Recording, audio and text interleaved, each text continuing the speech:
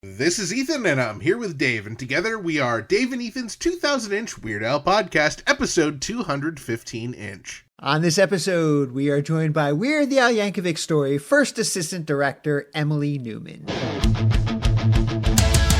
It's Dave and Ethan's 2000-inch Weird Al podcast. It's a podcast about Weird Al. It's Dave and Ethan's 2000-inch Weird Al podcast. Seriously, the whole podcast is about Weird It's Al. Dave and Ethan's 2000-inch Weird Al podcast. You don't have to listen, but we're glad you are. Dave and Ethan's 2000-inch Weird Al podcast.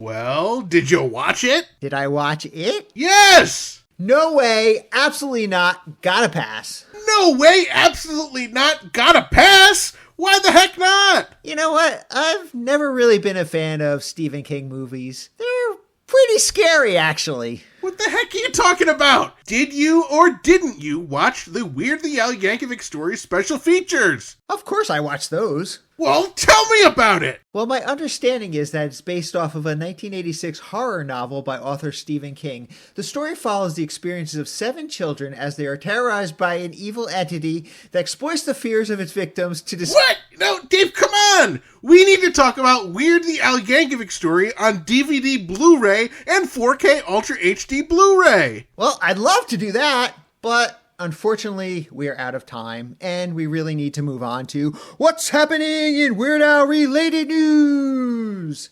All right, so yesterday, December 12th, Weird Al Yankovic Story was officially released in North America on DVD, Blu-ray, and 4K Ultra HD Blu-ray. If you haven't picked up a copy, or 27, well, what are you waiting for? Well, I think some people might be waiting for a spoiler warning. We are going to talk about the commentary and deleted scenes, so if you want to avoid spoilers, now would be a good time to start singing Harvey the Wonder Hamster as loud as you can, over and over and over again until we're done talking about it. All right, Ethan, how will people know that we're done talking about it? When they stop singing Harvey the Wonder Hamster, of course.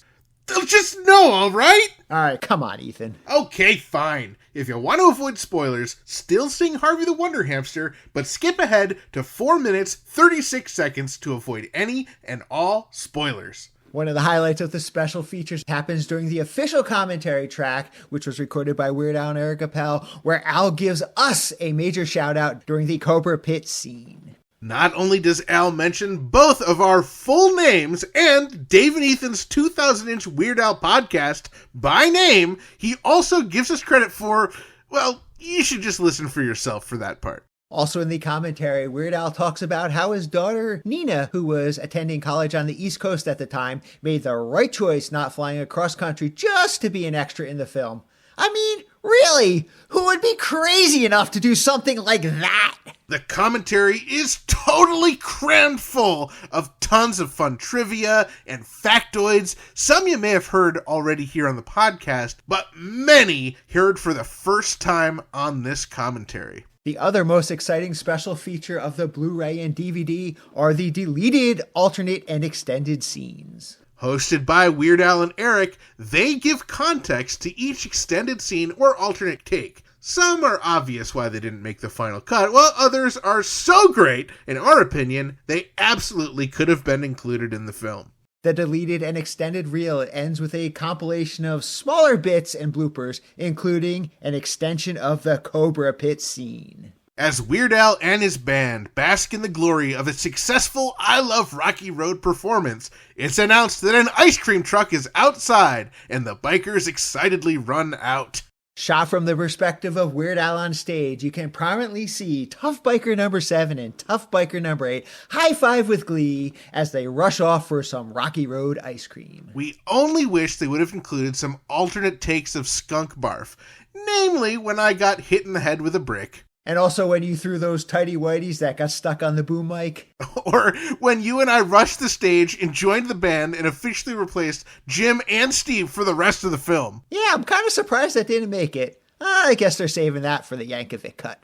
All right, you can stop singing Harvey the Wonder Hamster now. Weird the Al Yankovic Story is available for regular order online from shoutfactory.com, Amazon, Target, Walmart, Best Buy, and everywhere Blu-rays and DVDs are sold. Also, keep an eye out while holiday shopping in stores for any copies you may see on shelves. We're curious where it might show up, so please let us know what you find. This week marks the 40th anniversary of the first day, or approximate date, that the band began recording or sequencing a number of tracks from the album Weird Al Yankovic in 3D. Yesterday, on December 12th in 1983, Weird Al and his band began recording The Brady Bunch, I Lost on Jeopardy, and Theme from Rocky 13. And 2 years before that, in 1981, they began recording Pac-Man. Exactly 40 years ago today, on December 13th, 1983, Weird Al and his incredible band brought to life King of Suede, Polkas on 45, and Weird Al's breakthrough smash hit, Eat It. Now, newer listeners of our podcast who may have just heard about us this week for the first time may be surprised to learn that Eat It is actually a parody of Michael Jackson's Beat It. Really? No way!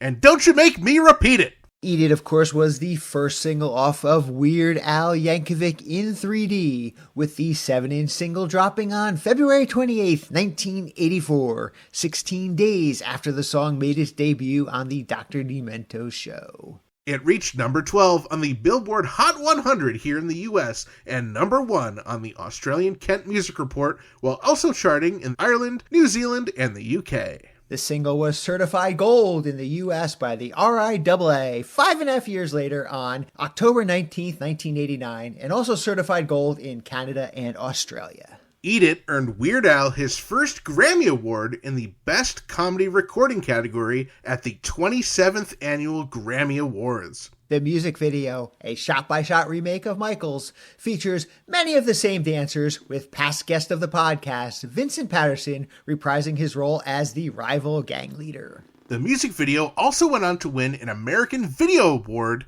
in the category of Best Male Performance. Furthermore, the guitar solo, performed by Eddie Van Halen in Beat It, was performed by Al's longtime producer, Rick Derringer, for Eat It. The original single features That Boy Could Dance as the B-side, with re-releases in 1985 and 1993, with I Lost on Jeopardy as the B-side. And most importantly, it was the very first Weird Al song that our very own Dave Elvis Rossi heard with his very own ears. And Eat It was also the first Weird Al song that our very own Ethan Allman ever heard. Well, not technically the first, but arguably one of the first Weird Al songs he ever heard. From all of us here at Dave and Ethan's 2000-inch Weird Al podcast, happy 40th anniversary to Eat It! We are pleased to report that our pal and episode 126-inch guest Scott Barber's documentary, This Is Gwar, has been nominated for Award This 2023 in the category of Best Music Documentary. Additionally, we are pleased to report that our pal and episode 126-inch guest Scott Barber's documentary, This Is Gwar, has won the Award This 2023 award for Best Music Documentary. This Is Gwar, which features interviews with Weird Al, can be streamed on AMC Plus and Shudder. From all of us here at Dave and Ethan's 2000-inch Weird Al podcast, congratulations to Scott Barber and the team behind This Is Gwar for the nomination and the big win. Okay, let's check out what's happening in Grammy Award-winning Jim Kimo West related news. Monday, December 18th marks the birthday of Grammy Award-winning podcast theme song writer Jim Kimo West. It is a very special milestone birthday as Kimo celebrates 70 years on the planet Earth. From all of us here at Dave and Ethan's 2000-inch Weird Al podcast, happy 70th birthday, Jim Kimo West! To help celebrate this special birthday, we hope that you'll join us in watching Kimo's annual holiday live stream, the day before Kimo's birthday on Sunday, December 17th. This is the very last time that you'll ever be able to watch Jim Kimo West perform again while he's 69 years old. So don't miss it! The festivities start at 4 p.m. Hollywood Star Time, 7 p.m. Burrito Time, and tickets are only $15 or free if you are a Kimo's Corner member. For tickets and more information, be sure to head over to jimkimowest.com. This episode is brought to you in part by vegan burrito restaurant Burrito Burrito, home of the 2-pound double wrapped in a quesadilla Burrito Burrito, and Wizard Burger in Albany, New York. Come on down to Burrito Burrito and Burrito Burrito, your Burrito Burrito, and Wizard Burger for mouth-watering, loaded, dare I say beefy, vegan burgers. From Albany to Uranus, Burrito Burrito and Wizard Burger feed the hungry with out-of-this-world, plant-based, real food, always vegan style. Visit burritosquare.com and wizardburger.com and order ahead. And now it's time for What's Happening in Dave and Ethan's 2000-inch Weird Al podcast-related news. With all of the attention on Weird Al for his Spotify Wrapped video, we decided we want some limelight too! So we've decided to do something extra special for our number one listeners. If your Spotify Wrapped said your number one podcast was Dave and Ethan's 2000-inch Weird Al podcast, we want to thank you with both a thank you, and with a special gift. Special gift. Please email frank at 2000inch.com by December 20th, 2023 with proof of Dave and Ethan's 2000-inch Weird Al podcast being your number one most listened to podcast, and intern Frank will take it from there. And if you happen to be listening to this after December 20th and are kicking yourself for missing the deadline, you know what? Still email Frank and we'll still do something, but only slightly less special for you. Thank you to everyone who listened to us this year, even if you weren't number one. Don't worry, you can always do better next year. If you're not already following us on social media, you may be missing out on quality Weird Al content more than just our episode launches. For example, this month, we've been sharing important events in Weird Al history on our Instagram and Facebook stories. And recently on Instagram, we shared 2 pretty stinking majestic videos made by our friends. One is a fake weird commentary video by Mike Minnick, and the other is a movie trailer for Tough, a biker story by Claire Walsh. Plus, whenever we see something fun and Weird Al related on Instagram, you know it's going to be in our story. So be sure to follow us at 2000inch on Instagram, Facebook, X, and Threads so you don't miss any extra podcast and Weird Al related goodness. Over the past few episodes, we've spoken to Weird the Al Yankovic Story director Eric Appel. Now, this episode, we are excited to be speaking to Eric's second in command. Take it away, Dave! We're absolutely thrilled to welcome to the podcast Emily Neumann, the first assistant director of Weird the Al Yankovic Story. Now, we know you as Neumann. Is it okay if we call you Neumann? You can absolutely call me Neumann. That's what everybody calls me. Okay. Neumann, Numi, yeah. I love that. It's such a unique name that when Eric introduced us to you on set, we immediately, we could never forget your name. Yeah. People like to yell it, too. or the Jerry Seinfeld, hello, Newman. I'm sure you get that a lot. Which the older I get, the less, young people are like, what's that? And I'm like, oh, God. Yeah. But there were a lot of Emilys in my class when I was growing up, and then Seinfeld was huge. And it's, I've been Neumann since, the 7th grade, and it just stuck, and it's easy, and it works. Yeah. Since we're on the topic of your name, and you work closely with both Eric and Al on the film, did anybody make the connection that if you combine the 3 of your names, it makes Alfred E. Neumann? Oh my God, no. Whoa, it absolutely does. The dream team. We should have done a fake Mad Magazine cover for that. Oh, well, there's still time. There is still time. We have many talented young. listeners who are listening, so hopefully we can make an Alfred E. Neumann cover. That'd be so cool. Yeah, I've never thought about that, but that's pretty genius, actually. Well, so Neumann, we're so excited to have you here. Obviously, we met you on the set, but we'd love to hear about how you actually got started in the film industry before we even talk about Weird. Okay, yeah. I knew I wanted to make movies since when I was young, and my brother and I used to write Star Trek episodes in our basement and film them. And he would build, because our basement was a navy blue, and he would build the starship Enterprise out of Legos, and we'd like hang it on clear string and like sing the theme song and like shoot it. We were nerds, but that's like what you do when you're kids. And then I studied production in school, and then I got out of school and was like, I want to make movies, and I don't know how. And then I worked at a bar like everybody else.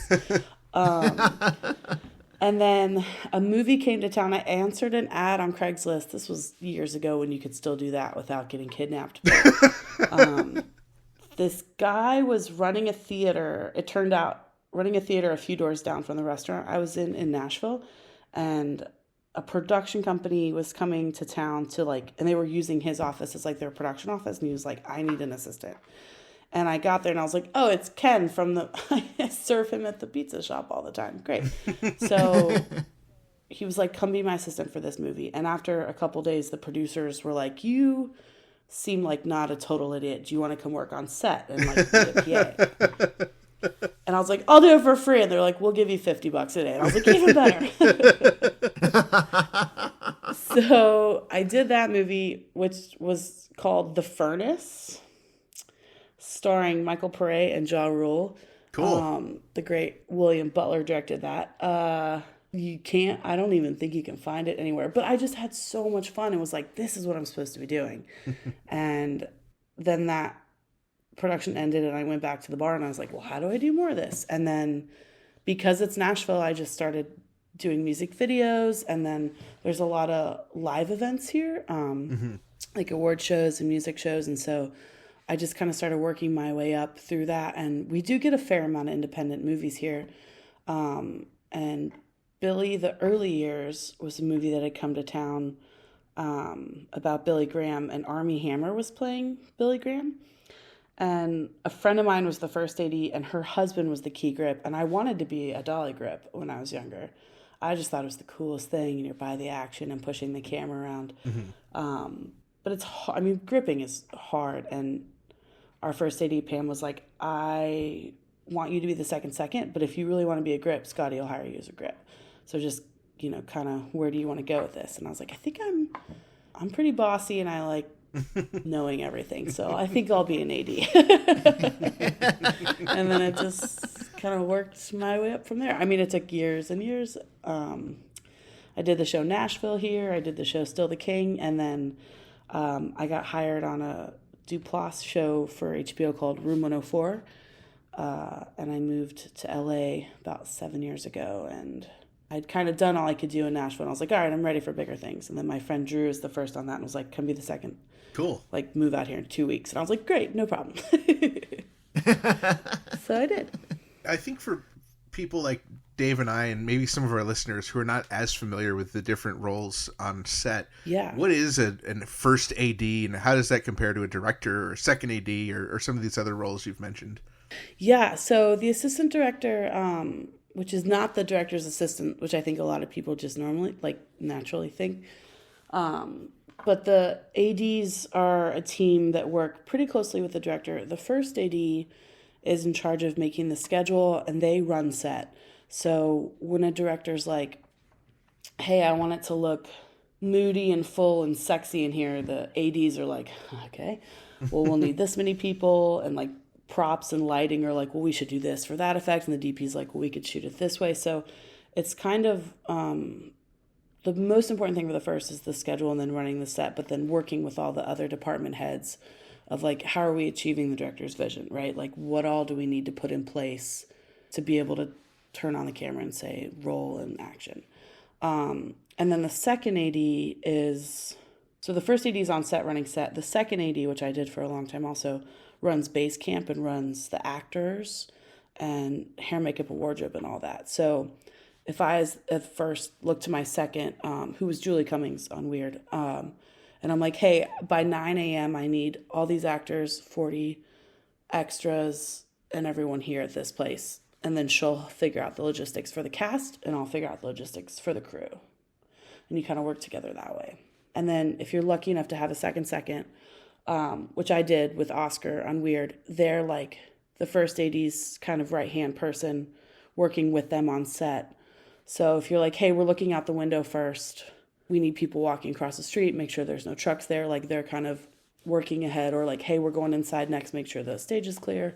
Like they're kind of working ahead with the departments as well to make sure we can keep moving and whatever help we need. That was a very clear and maybe the best explanation I've ever heard for that. I mean, I've Googled it before, and before the interview, I was looking into it, and you need to write a book on this, I think.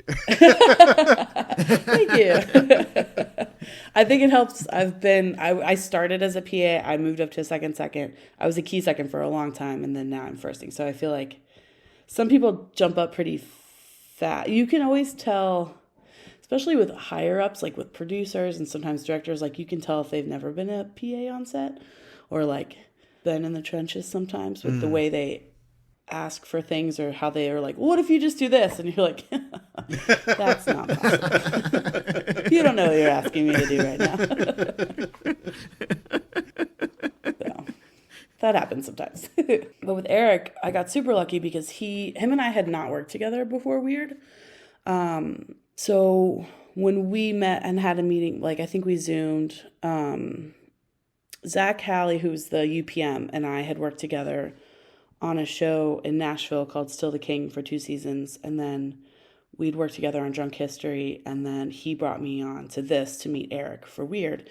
And then the great thing with Eric is he knows what he wants. He knows his shots. He knows what he's doing. He has a lot of trust in his crew. Like for example, at the bar when you guys were there, it was like, he let me set all the background. He didn't care who was where. Like we knew, like you guys are in the front. And at this point, the band will come out and we need so-and-so over here. But like, he'll let you kind of set it up and be like, do whatever you want. I trust you. Let's look at it. Maybe change this or that. Like there's some directors that want such a hand in every part of it, as they should. It's their vision that's coming to life, right? It's super important. But when you are on such a tight schedule sometimes, and I think because Eric's done so much TV and you have to move so fast in TV, like, you know what to focus on. You know what the important part is. Like, don't worry what the third background guy at the bar is wearing a plaid t-shirt, but the guy across the thing is also wearing a plaid t-shirt. That doesn't matter. Focus on right. what the camera wants to get. Do you know what I mean? So we worked really well together of like, set it up, let's watch a rehearsal, change it, tweak what you need, and let's go. Like it was really easy to work together because he trusted me, which was great. That's really interesting. And you brought up that, of course, and we all know that Weird was shot on a very, very tight schedule. I think it was 18 days of shooting. So what are some of the challenges of working on such a tight schedule as the first assistant director? Yeah, so I created the schedule. And at first, when I first You couldn't give yourself a couple extra days in there, if you created it. Oh, well, I think I did... yeah. I think I did 21, and then we cut it to 20, and then Zach was like, I think we have to do 18 because there was a lot of factors. I mean, budget is always a factor. Even when you have 40 days, there's like never enough time and money, right? But Dan Radcliffe had a specific out day, and because COVID, when was this? 2022. Yeah, beginning of 2022, yeah. Oh, yes, 2022. I keep thinking it's 2021. So we had been vaccinated at that point, but knowing if somebody, like he was in almost every scene. So figuring out so we had to start with all of Dan's work because if he got sick and had to sit out 5 days, we needed to be able to pull stuff up to finish the shoot with him, right? So knowing that, and Eric really wanted to start with Al's college apartment stuff with Dan. So I knew that would be the first day. But then when Zach was like, we have to get it down to 18 days. And I was like, I don't know if we can get it down to 18 days. He's like, we have to. And I was like, okay, then we will. So it becomes a point in the schedule when it's like certain things have to go together. Like when you first start making a schedule, you can make 100 different schedules, right? Like you could start in the woods, you could start in the house, you could start wherever. So like for us, it was like the big question was, do we start at Pomona? Because Pomona was like 8 days of our work, which was where like the apartment was, Al's young Al's house stuff was at Pomona. The hospital was at Pomona. A lot of driving stuff was at Pomona, like some green screen stuff, Pablo Escobar's. That was the big like college campus where you guys shot a lot of stuff. Yes. And that's a great location because there's so many different feels and like it's almost like a backlot. So it was like, okay, you can either start with Pomona or you can start with everything else. And then depending on actors' availability and location availability, then it became, okay, we want to save Pomona to the end because of a couple different location availabilities and things that were happening in the start. And we wanted to start with Dan's work. We didn't want to start Dan and then have him sit for 5 days while we shot the little kid and then brought him back. We were like, let's do all the Dan stuff first. In case anything happens with COVID, we can always pull up the little kid if we need to and then finish with Dan. Interesting. Does that make sense? Yeah.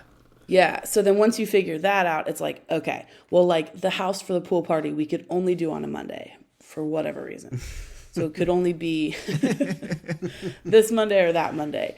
And then once you start booking people, it's like, well, Conan can only do so-and-so. Well, so then you kind of start getting locked into locations. And so your schedule kind of reveals itself. And then there was a point where the dad was kind of a tricky casting. Okay. And so like there was a couple of times when Zach would call and be like, hey, what would it look like if we had to cast so-and-so? He could only work these days. And I'd be like, oh, okay.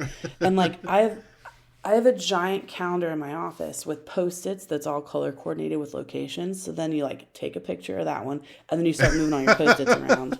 Take a picture of that one. Wow. And like, I mean, you could do it on your computer too, but I like to see it. And then I'm like, here's the deal. If we switch that means we lose this location. That person's unavailable here.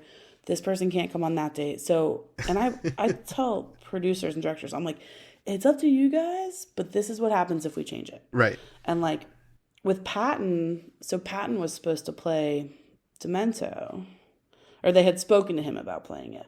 And so but he was on a book tour. And so he had really specific days he could work. So I had a Patton schedule too of like, okay, well, if we have to move the Demento days around, here's what that looks like. And we'd have to move in and out of this place because of his availability. And that place is only available on Monday. And so we had a couple different versions of the schedule floating around. And then Patton ended up breaking his foot. Right. So that kind of made that decision for us, unfortunately. So in the end, I actually really like the schedule we had. It was a lot and it was moving fast, but it worked. And we did it in 18 days and we did it in mostly 10-hour days, which is something I'm incredibly proud of. And our crew kicked so much ass. And like there were definitely days we knew we would go long. Like the day you guys were there at the bar, it was a lot to shoot in one day. And I knew we'd probably go an hour or two over. The day we shot the Grammys was like 11 pages. I knew we'd go an hour or two over. But that is just when you go through the schedule being like, this is a long day here, this is a long day here. But we'll start later the next day. The Grammy location we shot in 2 days in a row so we could have a long day, walk away, leave all our stuff there, come back later and shoot the next day, and then load out. Like, you kind of balance it out a little bit. Right.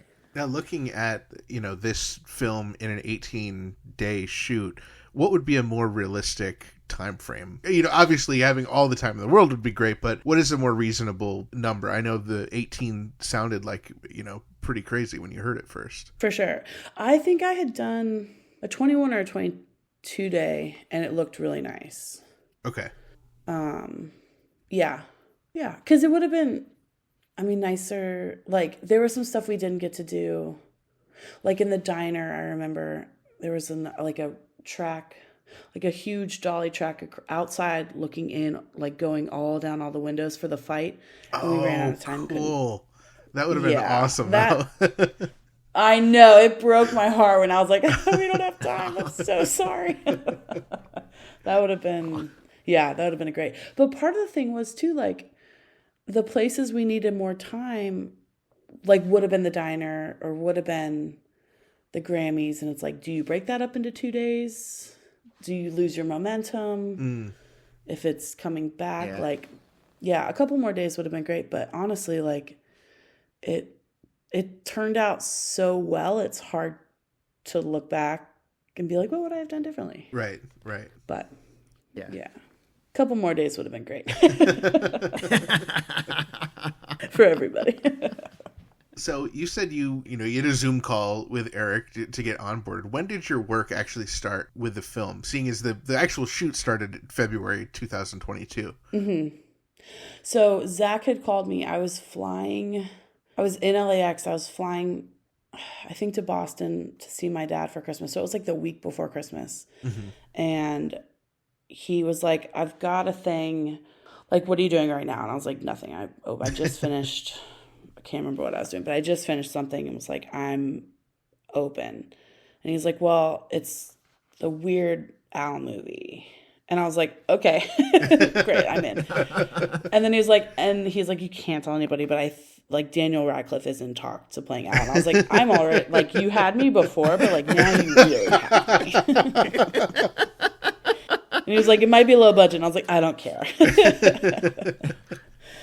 Because my brother had been a huge Weird Al fan when we were kids, and like growing up, like, I'm an 80s kid, so like I knew all those songs and videos growing up. Like, you could, like, Amish Paradise, like Beat It, it's just, or Eat It. Like, it's weird to me when people don't know Weird Al because it was everywhere when we were kids. Right. But yeah. Yeah. Right. So I was already in, and so I went home and I was like, I don't think I'm supposed to tell people, but I instantly told my brother. And then I think I did a breakdown for them over Christmas, and then I came in the office like January 2nd and started prepping immediately. Wow. Oh, Yeah. wow, yeah. That's incredible. So it all happened pretty fast. Yeah. And Zach and I know each other. We work well together too, so that was great. Like, we already had a trust and a shorthand as well. And then once the filming schedule is over, is your position finished, or are you still working on any of the post-production? It's pretty much done. The ADs are mostly just like prepping on set. So yeah, we wrapped in that. Yeah, I wrapped when the film wrapped. But then it was just waiting to see the craziness we had created. And I talked to Eric a little bit throughout that. Like, he sent me the first trailer, and I was like, God, this looks so good.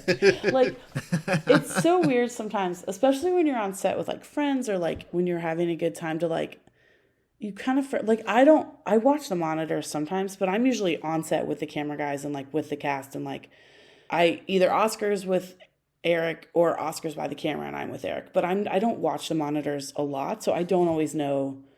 Like, I see them frame and reference and stuff, but I'm not sitting there every day like watching it through the camera lens. So sometimes when stuff comes up, you're like, God, that looks like a real movie. God, look at what we did. Like, I can't believe that. Like, it's so fun because you're like at the bar when you guys are there, I'm weaving through the crowd. I'm up on stage talking to people. I'm like bopping around. I'm not just sitting there watching the screen. So it's like you kind of forget, and then time goes by, and then you're like, oh yeah. Right. It's pretty cool. What's it like for you watching back some of these things that you worked on? Like, for example, watching Weird back for the first time, knowing that you've worked on it. I was so excited to see it, and I wish so much we could have had like a theatrical release, because like, Yeah. it's such a big movie, and to see it on the big screen. I got to see it. They did a showing at Dynasty Typewriter earlier this year, I think. So I got to go see it there because I missed the screening. Oh, no. I was at that Dynasty Typewriter screening. Oh, really? Yeah. I know Al called you out from the stage as being there, but I was bummed that we didn't have a chance to connect. Yeah. That was the only time I'd seen it on the big screen. It was great. Like, to have a crowd, like a hometown crowd, if you will, and like watch it with fans was really cool. I think I was in Seattle working when the crew screening was, so I didn't get to see it with everybody, but I had watched it at home with my friends, and then my mom wanted to watch it, and then my dad wanted to watch it, so I had seen it a couple times. It's hard though to watch stuff back sometimes, because like the first time I watch it, it's always like, oh well, that's the day so and so was late, or that's the day it rained and we had to move inside, or like the pool party. The pool party was like the biggest day, and it was like, oh yeah, we're supposed to have people in the pool, but we can get the pool warm enough because it was cold because it's February in LA. I'm like, I remember so much about shooting when I watch it. It's usually like the second time I watch it, I can like let that go and enjoy it. Right. Okay. Yeah. Which is kind of weird, but I just thought it turned out incredible and so funny and so like absurd, but so perfectly Al. Like, the tone was just, and we knew making it, we were like, God, this is gonna be good. Yeah. But then I've also worked on things where you're like, this is gonna be incredible, and you watch it and you're like, what happened? But this was Oh, no. one where it was like, oh, like you could just feel the magic, and everyone responded so well to it, and it's so funny, and just there's such little jokes that still like the third time you watch it, like you didn't catch it before. Right. Yeah, Right. there's a lot of subtlety in the film. There was a line Rainn Wilson was like, hope I'm not a dementor or something, which he says to Harry Potter, which I didn't pick up on until my brother pointed it out. And I was like, I was in the room when he said it like 14 times. And that didn't cross my mind. How did I miss that? I wanted to know, how did your brother like the film? The Weird Al fan that you grew up with. He absolutely loved it. I got him Al signed like a comic or something. He signed my one brother a single album of Eat It, and then he signed like a comic thing for my other brother. They absolutely loved it. Like he's the one that was like Dementor, and I was like, didn't pick up on that. And he would send me articles and stuff. And then when Al played that show in Nashville at the Ryman, I brought my brother and my mom, and I emailed Al and was like, I'm gonna come see you at the Ryman, like just wanted to say hi. And he was like, come, like have a meet and greet. And I was like, well, my mom and my brother are with me. He's like, I'd love to meet them. And like he was so sweet, and my brother got to tell him like, I'm so excited for my sister, and like she had such a good time, and like to get to work with you is crazy. And then Al said some really nice things, and it was just like, oh gosh, this is so sweet. That is so awesome. And amazingly, Dave and I were at that show. That's crazy. I wish we knew. Now there's two places where we missed out on seeing you. Missed opportunities. Oh, yeah. That was a great show, too. And it's such a cool venue. A great show, great venue. Yeah, absolutely. Yeah. So much history there. Oh, great place. The Ryman's fantastic. Yeah. You can't see a bad show at the Ryman. My first time in Nashville, and I can't wait to go back. It was just so much fun. There's a lot of good here. There's a lot of good food, a lot of good music, a lot of good things to do that's not just like cowboy hats and bell buckles. It's a good spot. I'm curious what you remember from the day that we were on set. Obviously, Dave and I, have a very deep memory of all the things we did, but I'm sure there was a lot of other stuff going on, in your world. I know, like, at one point someone broke their wrist and had to leave, and like a beer keg exploded, and there's like all sorts of stuff you probably were dealing with. But what do you remember from that day? We need to pause the interview right there, but don't fret. We will be back next episode with the rest of our interview with the fantastic Neumann. And while you wait for the next episode, be sure to check out some of her other awesome projects, including Somebody Somewhere streaming on Max and Biosphere streaming on AMC+. This episode is brought to you in part by Discover Darwin, promoting tourism in Darwin, Minnesota. Not only is historic Darwin, Minnesota, beautiful, it's also not a phase, Mom. Every December 19th, residents of Darwin, Minnesota join hands to celebrate National Emo Day. Wow, I never would have expected Darwin to celebrate that day, but now I know.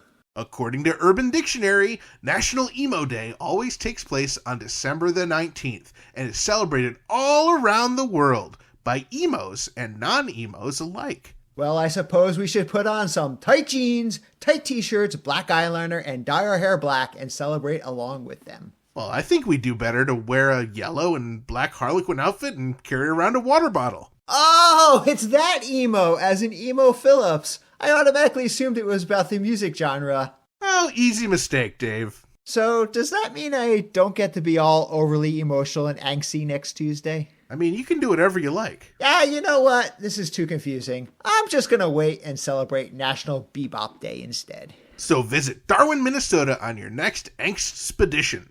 Discover Darwin, more than just the twine ball. And after you visit Darwin, Minnesota, be sure to attempt to visit discoverdarwin.biz. Dave and Ethan's 2008 Weird Al podcast is brought to you absolutely free thanks to our incredible sponsors, Burrito, Wizard Burger, our very own Jackson Scoggins, and Discover Darwin. Our podcast is also supported by everyone else in our Patreon family, with special thanks to our amazing, close personal friend level Patreon supporters, Kev, Ron, Matt, Zeb, Zach, Blair, Ajax, Gus and Alicia, Adriana, Jake, UH Jeff, Kenneth, Allison, Dana B, Casey, Scotto, Javier, and also thanks to Alexis and everyone else in our pretty stinking majestic Patreon family. If you enjoy our family-friendly Weird Al podcast, please consider supporting us at patreon.com/2000inch. There are awesome benefits like getting your name on the podcast, your own private RSS feed, which gives you early access to each and every bonus episode, and the self-satisfaction of doing something important with your otherwise pitiful, meaningless existence. And now would be a good time to join if you have not joined already, because you'll be the very first to hear our bonus episodes the instant that they drop. And don't forget to check out our official merchandise shop over at shop.2000inch.com. All proceeds from purchases go directly towards supporting our podcast. We love hearing from our listeners and other Weird Al fans, so be sure to join our Facebook community at group.2000inch.com and visit our Discord server for even more riveting Weird Al and Red Rump Tagootie related conversations. You can find both of them linked on our website, as well as information about past episodes and guests over at 2000inch.com or weirdalpodcast.com. Keep up on new episodes, podcast news, and events by following at 2000inch on Facebook, X, Threads, and Instagram. And be sure to subscribe everywhere you listen to podcasts so you do not miss a single episode. Not only does subscribing help the podcast greatly, it's kid-tested, mother-approved. Plus, we love when we receive voicemail via our official patent-pending 27-hour-a-day podcast hotline, 347-SPATULA, as seen in the Illustrated Al. That number is 347-772-8852. Give it a call or a text, and you might even hear your message in a future episode. Thank you once again to our guest, Emily Neumann, aka Neumann, for joining us this episode. Be sure to tune in on the next episode for the rest of our awesome interview. Thank you to Mike Minnick, Claire Walsh, John Bermuda Schwartz, our very own UH Jeff Nucera, Showgals the Movie, the Weird Al encompassing song list, and shout out to our new friend Brian Robb, as well as our old friend Allison Parsons. Thank you to the birthday boy and Grammy Award-winning Jim Kima West for our incredible podcast theme song, and thank you to the 17-time Grammy-nominated Weird Al Yankovic, as this podcast probably would not exist without him. And a big thanks to all of you, our loyal listeners, subscribers, Patreon supporters, and sponsors, and everyone else who makes our podcast possible. Thank you, as always, for choosing Dave and Ethan's 2000-inch Weird Al podcast. And until next time, remember to gill and chill, keep listening to Weird Al, and stay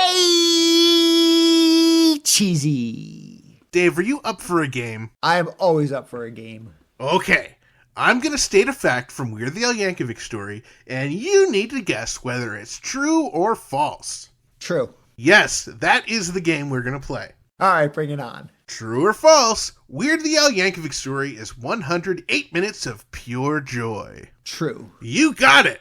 My Bologna was recorded in a public restroom. That is true. However, it was actually recorded in the bathroom across the hall from Al's college radio station, and not at some random bus station. Ooh, bonus points. All right. Eat It was written before Beat It, and Michael Jackson's song is a parody of Weird Al's original. Okay, that one is false. Oh, good one, Dave. That one was tricky. All right, last question. Weird the Al Yankovic Story is the true story of two rough, burly, bearded men who, dejected by the current state of music in the early 80s, stumbled into a seedy bar, only to discover the best, well, perhaps not technically the best, but arguably the most famous accordion player in an extremely specific genre of music. Absolutely false. Weird the Al Yankovic Story is the true story of two tough bikers who, dejected by the current state of music in the early 80s, stumbled into a seedy bar only to discover the best, well, perhaps not technically the best, but arguably the most famous accordion player in an extremely specific genre of music. Bravo, Dave! You have brought tears to my eyes with your dedication to the weirdness of Al. Thank you! Now, where's my Emmy Award?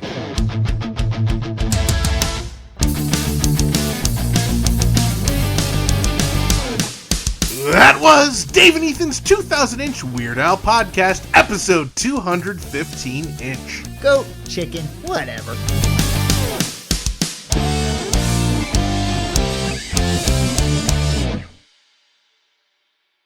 You seem like not a total idiot. Special gift.